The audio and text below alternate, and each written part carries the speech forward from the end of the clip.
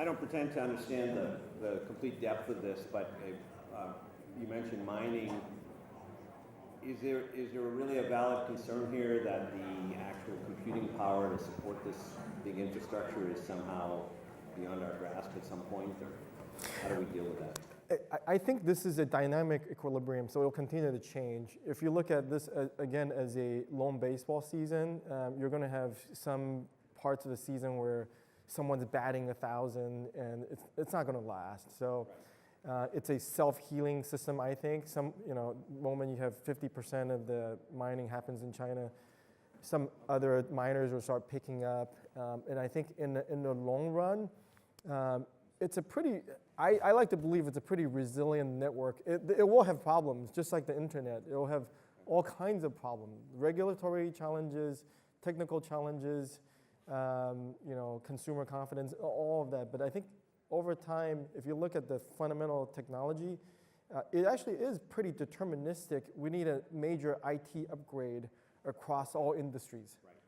Right. Across all blockchain or? Blockchain is the IT upgrade that's going to happen to media, to food, to government.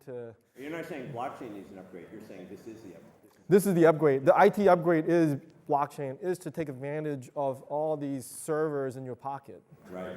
Yeah. Nice.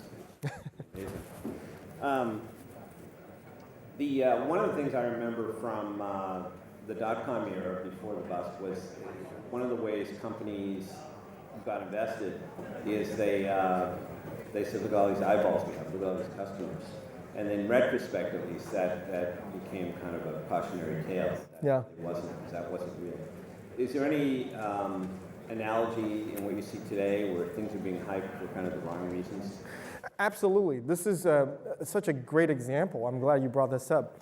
I remember I was at an investment bank during the dot-com days. We were valuing company first based on profit, and then based on revenue, and then based on future contracts, and then based on number of customers, eyeballs, and then based on the number of engineers. Does that sound familiar? And then, and then there was a correction.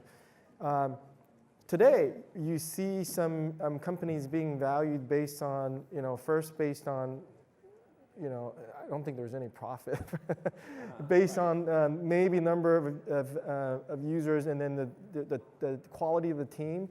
And then the latest metric is the number of people on Telegram in their community or group. So I think it's a phase. I think, when I hear stories like that, it doesn't make me more nervous because I've seen it go through. Because at the end of the day, these internet businesses are awesome, right? You look at, there are plenty of internet businesses that went out of business, but the ones that survived, in fact, the second group of internet companies that share economy of these e-commerce companies that were built from the failed internet business, they're pretty awesome. So I do think it's a necessary and natural phase to go through, but just don't get too overly excited. As an investor, though, along the way. Yeah. You can, but not if your job is that investing. You've seen this, and you have a strategy. The strategy's dollar cost averaging. So when it's really exciting, you don't want to overinvest. When this is really sort of looking very depressing, you don't want to underinvest. So you kind of just keep it even keel. Same amount of investment put to work, and over time, what you'll find is that the long-term investment thesis is actually very easy to predict, right? Humans will live over 100 years, because less than 100 years ago, our average life was 40 years. Right now, it's 70. It doubles, right? So something will come along. Blockchain technology, it will upgrade the entire IT infrastructure. It's just very deterministic if you take a 20-year view. But what you don't want to do is make a 5-year bet, and then you may get caught with your pants down. Kind of thinking this through, I'm thinking maybe you have an end game here of you've got investing in immortality should be long enough to see the blockchain come to realization. That's right. Prioritize the immortality so we could see the end of blockchain. And two quick things I wanted to mention. One is if nothing else comes to this, look up Internet Squared and Andy on the internet, because some great videos of what you've done talking about many of these topics. Well worth checking out on YouTube, I think. Yeah, it's actually on our company's website, DraperTV.com. Yeah. And you also have a conference yourself. Yeah, we actually, so as part of what we do, so we started with venture investing with Tim's fund, and today we have a US dollar fund, a renminbi fund in China, and then most recently we also have a crypto fund. Really, we try to listen to our customers, and my customers are entrepreneurs and our limited partners. And then we also have a nonprofit arm that does education. And then, so that class is sold out, that's in April. So it shows you the excitement of the blockchain course, 1-week course. We are still looking for partners and sponsors, and if you are interested, feel free to talk to our folks. I haven't looked at this. I mean, is blockchain filtered out to the university level? It's beginning to, and in fact, that's one of the things that we try to do is we try to fill that void. Yeah. We see a lot of the entrepreneurs want to get into blockchain but don't know how, so the education piece is important, so it's done through Draper University. In fact, we'll have a course on immortality, a course on colonizing space, because that seems to be the gap between venture capital and traditional higher ed, right? So we really try to fill that gap. And then looking ahead 3 years, how big do you think this conference will be? By the way, one thing I've noticed is it's a sort of a temperature gauge for how hot a topic is. Yep. Most of the blockchain conferences are sold out, within 2 to 3 weeks. So in 3 years, it depends on where we are in the cycle, right?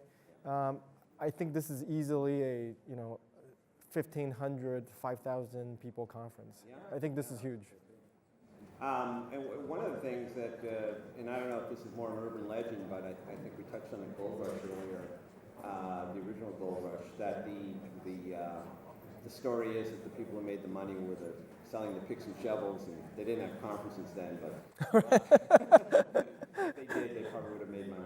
But are those areas of investments as opposed to directly in the currency itself? It's interesting you mentioned that. I think we don't invest in we never invest in just the token itself. Yeah. We invest in technology, right? If the course of investing in technology requires us to buy into a token, we have the crypto fund that does that. But we started investing in the picks and shovels. That's how we got into Ledger, okay. Coinbase. And that's precisely the investment thesis. We'll continue to do that, but I think to an extent there are some interesting blockchain companies like VeChain in China. In fact, we were in 2 of the top 3 blockchain companies in China. VeChain, we made a seed investment there, and then we incubated Qdom, the 3rd largest in China, out of Draper University. So that was a guy and a piece of paper. Wow. Yeah. That's been a heck of a pitch. Yeah, I tell you, at the early stage, they're all heck of a pitch, right? I mean, they all look good. It's just a matter of time before they become good. Well, we're wrapping up, but basically you're very optimistic about where things are headed. Yeah, absolutely. If you take a 10-year view, the future becomes very clear, right? My job is really easy because I make 10-year predictions. I can do that every day, all day long, in any sector. It doesn't take much, right? But it is very difficult to actually, spend your time, dedicate your time, 10 years of your time doing one thing, even though you're going to go through some tough times. Everybody think you may be crazy or, delusional, but you got to keep going. Buckle up. What a fantastic discussion. Please thank you. Join me in thanking Andy. Thank you. It's awesome. Great. Thank you. Yeah.